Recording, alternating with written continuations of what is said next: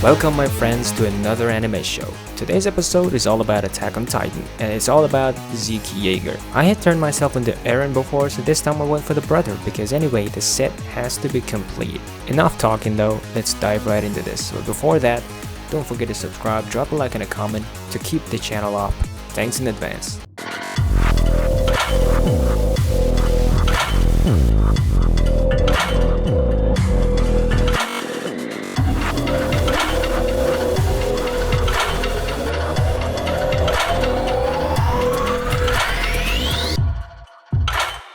Yeah, so as you can see, I tried so hard to pose exactly like Zeke Yeager. I had the same coat, only different colors, so that was a pain in the ass too. But I did my best to take a proper shot, because if you don't got a proper photo, you're not gonna have a proper composition. After all, it's all about the posture, right? And the coat that I am wearing has a very nice texture on it, but in this case it's not so nice because I need to remove it anyway, so it takes a lot of painting, honestly. And as I have said before, when you have a great reference, you don't really need to paint from imagination anymore. In this case, I am wearing a nice coat and I can reference that. You just copy the reference, that's all you need to do. You have all the values, all the folds and creases, the volumes that you need to paint, so why bother even think about it? Just let your hands do the job and shut off your brain. And in terms of the brushes I use, because I get asked this a lot, like everybody's asking me, can I have your brushes, or what brushes you use to paint? Honestly, I only have a very limited set of brushes. I cannot paint with any brush, just because I'm not a pro at painting yet. And I have a handful of brushes, and the one that I am painting right now and I mostly use in my paintings, it's kind of like a graphite brush. It has a very nice texture in it. Sometimes I use a chalk brush, and sometimes a brick brush, and sometimes even the default round brushes in Photoshop. What I want to point out that as long as you have your fundamentals right, it's not about the type of brushes you use, because as I said, many guys just use the round brush and they're good to go. But I like the texture brushes better, so I use a texture brush for it. But hey, don't get me wrong, if you're the type of person who is too lazy for painting flowers or leaves, trees, maybe grasses, mountains, skies, clouds, and water, these kind of things, maybe you're too lazy to even paint some texture, you're too lazy to paint some rocks, things like this. If you're too lazy to paint birds and all, you might want to use a bird brush. You know, we got brushes for literally everything these days. And I'm not really like the type of person who has like 1,000 brushes in his pocket and then pulls out one for grass, then pulls another one for the sky, pulls out another one for the birds, pulls another one for the leaves, and paints literally every different element with a different brush. That's not really so efficient. Do not invest your time on just finding the perfect brush. Just spend the time on getting your fundamentals perfect. Blah blah blah. Why is everybody talking about fundamentals always? What's the deal with it? Well, fundamentals are important because they are fundamental. You can't escape from them. If your base is not steady, stable, and strong enough, the more you build up on it, the more likely it becomes to collapse. Well, I've talked your head off, haven't I? And while I was talking, I have finished the coat painting, and it's time for the hair, which happens to be my all-time favorite. Painting hair is easy, as difficult as it may seem. In reality, it's easier than you think. Honestly, I figured it out on my own. I didn't watch any tutorials, I didn't watch anyone do this. I just figured it out on my own. You know, the hair is layered, like it has a layer structure. You can think of it as an onion. When you peel off one layer of onion, there's another layer. You peel that off, you'll see another layer. You peel the third layer off, you see the fourth layer. And it so goes on until you get to the core of it. And the hair exactly is the same. It's layered. The deepest layer of the hair is the darkest one. The layer above that is a little bit lighter. Above that is a little bit lighter. Above that layer is lighter. And you keep going like that until you reach the most outer layer of the hair, which is like the shine and the highlight on top of it. If you keep this principle, painting any kind of hair should be a piece of cake. Of course, with practice.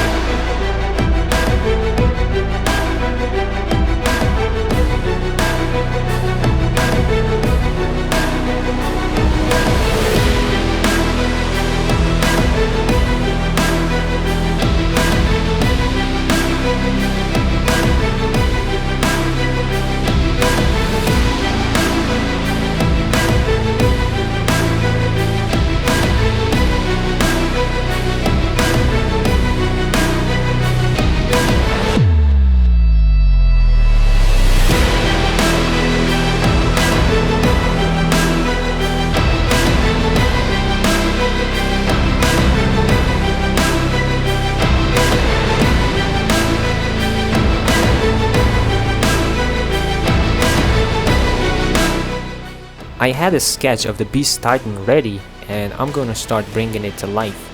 I'm not an expert when it comes to painting faces and things like that, but I know how to pull it off. And I'm using a chalk brush to paint this guy's face because when it comes to building up any kind of form or volume, I think the chalk brush is the best choice. It gives you so much control over your strokes, especially if you put more control on it using the opacity and flow.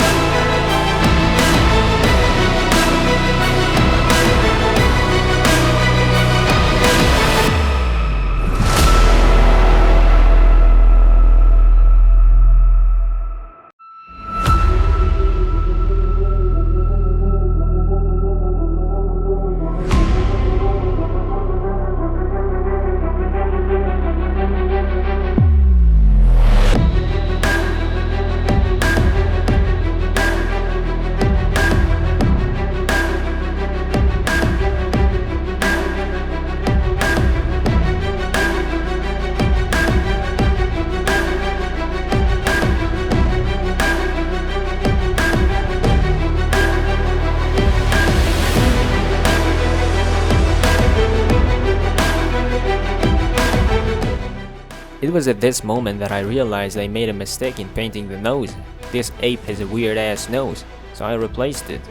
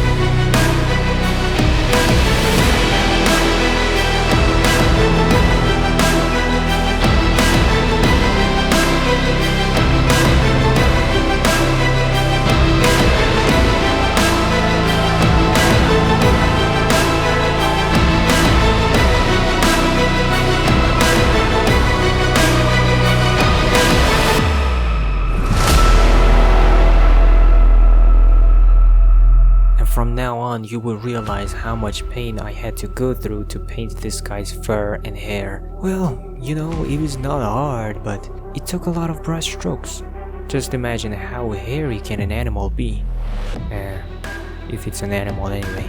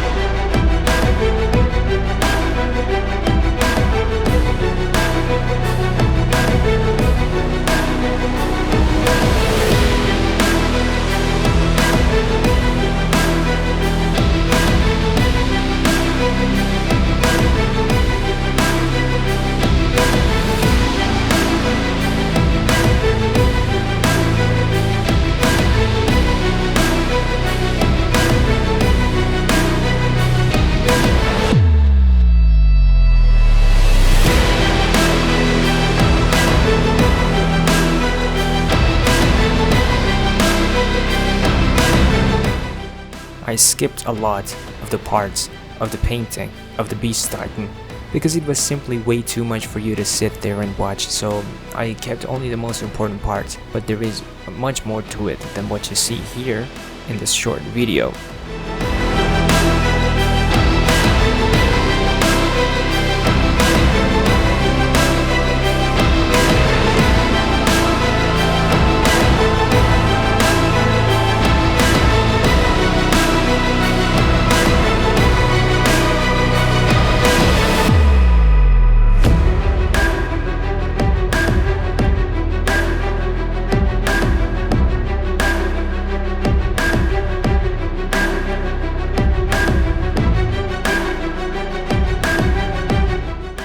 When a painting reaches this point, I can finally rest and have some peace of mind because I know I was able to do it, and the remaining is just some easy stuff to do, adding details, adding the background, working on the colors, and trying to blend everything together.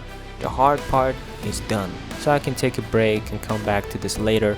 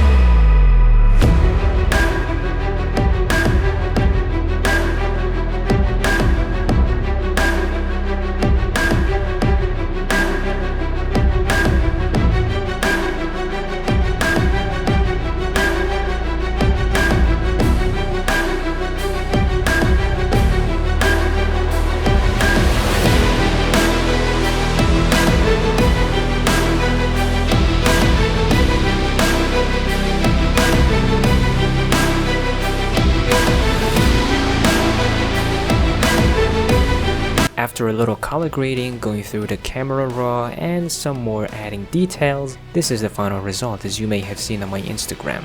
If you're not following me on Instagram, check the link in the description, give me a follow, you'll find plenty of cool stuff there. And I hope you enjoyed today's tutorial, actually speed painting, and hopefully you picked some new techniques and some tips for you. Till next week, peace out.